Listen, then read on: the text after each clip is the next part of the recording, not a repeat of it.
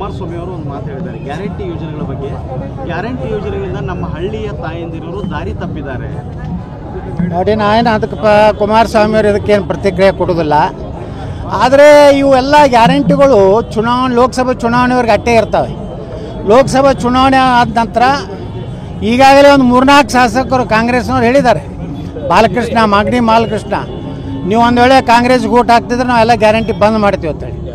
ರಾಯರೆಡ್ಡಿ ಅವ್ರು ಹೇಳ್ಯಾರ, ಇದು ಭಾಳ ದೊಡ್ಡ ಹೊರೆ ಐತಿ ನಮ್ಮ ಸರ್ಕಾರ ರಾಜ್ಯ ಬಕ್ಕಸಕ್ಕೆ ಅಂತೇಳಿ. ಇವೆಲ್ಲ ಏನು ಸ್ಕೀಮ್ ಅದಾವು ಕೇವಲ ಲೋಕಸಭೆ ಚುನಾವಣೆಯವ್ರಿಗೆ ಮಾತ್ರ ಇರ್ತದೆ. ಲೋಕಸಭೆ ಚುನಾವಣೆ ಆದಮೇಲೆ ಹಂತವಾಗಿ ಒಂದೊಂದು ನೆಪ ಮಾಡಿ ಈಗಾಗಲೇ ಕೊಡಬೇಕಾದ್ರೆ ನೆಪ ಮಾಡಿ ಕೊಟ್ಟಾರ.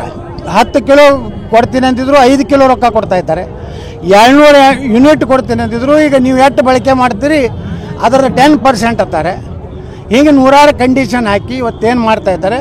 ಚುನಾವಣೆ ನಂತರ ಯಾವ ಗ್ಯಾರಂಟಿನೂ ಉಳಿದಿಲ್ಲ, ಕಾಂಗ್ರೆಸ್ ಸರ್ಕಾರನೂ ಗ್ಯಾರಂಟಿ ಇಲ್ಲ. ಸರ್, ನೀವು ಪ್ರಚಾರ ಮಾಡೋದಾದ್ರೆ ಇಲ್ಲಿ ಕುಮಾರಸ್ವಾಮಿ ಅವರು ಒಂದು ಮಾತು ಹೇಳಿದ್ದಾರೆ ಗ್ಯಾರಂಟಿ ಯೋಜನೆಗಳ ಬಗ್ಗೆ. ಗ್ಯಾರಂಟಿ ಯೋಜನೆಗಳಿಂದ ನಮ್ಮ ಹಳ್ಳಿಯ ತಾಯಂದಿರು ದಾರಿ ತಪ್ಪಿದ್ದಾರೆ. ನೋಡಿ, ನಾನು ಅದಕ್ಕೆ ಕುಮಾರಸ್ವಾಮಿ ಅವರು ಇದಕ್ಕೇನು ಪ್ರತಿಕ್ರಿಯೆ ಕೊಡೋದಿಲ್ಲ. ಆದರೆ ಇವೆಲ್ಲ ಗ್ಯಾರಂಟಿಗಳು ಲೋಕಸಭಾ ಚುನಾವಣೆವರೆಗೆ ಅಟ್ಟೆ ಇರ್ತವೆ.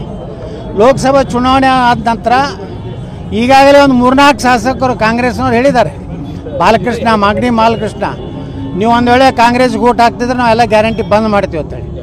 ರಾಯರೆಡ್ಡಿ ಅವ್ರು ಹೇಳ್ಯಾರ, ಇದು ಭಾಳ ದೊಡ್ಡ ಹೊರೆ ಐತಿ ನಮ್ಮ ಸರ್ಕಾರ ರಾಜ್ಯ ಬಕ್ಕಸಕ್ಕೆ ಅಂತೇಳಿ. ಇವೆಲ್ಲ ಏನು ಸ್ಕೀಮ್ ಅದಾವು ಕೇವಲ ಲೋಕಸಭೆ ಚುನಾವಣೆಯವ್ರಿಗೆ ಮಾತ್ರ ಇರ್ತದೆ. ಲೋಕಸಭೆ ಚುನಾವಣೆ ಆದಮೇಲೆ ಹಂತವಾಗಿ ಒಂದೊಂದು ನೆಪ ಮಾಡಿ ಈಗಾಗಲೇ ಕೊಡಬೇಕಾದ್ರೆ ನೆಪ ಮಾಡಿ ಕೊಟ್ಟಾರ.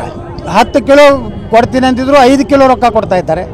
200 ಯೂನಿಟ್ ಕೊಡ್ತೀನಿ ಅಂತಿದ್ರು, ಈಗ ನೀವು ಎಷ್ಟು ಬಳಕೆ ಮಾಡ್ತೀರಿ ಅದರ 10% ಅಂತಾರೆ. ಹೀಗೆ ನೂರಾರು ಕಂಡೀಷನ್ ಹಾಕಿ ಇವತ್ತೇನು ಮಾಡ್ತಾ ಇದ್ದಾರೆ.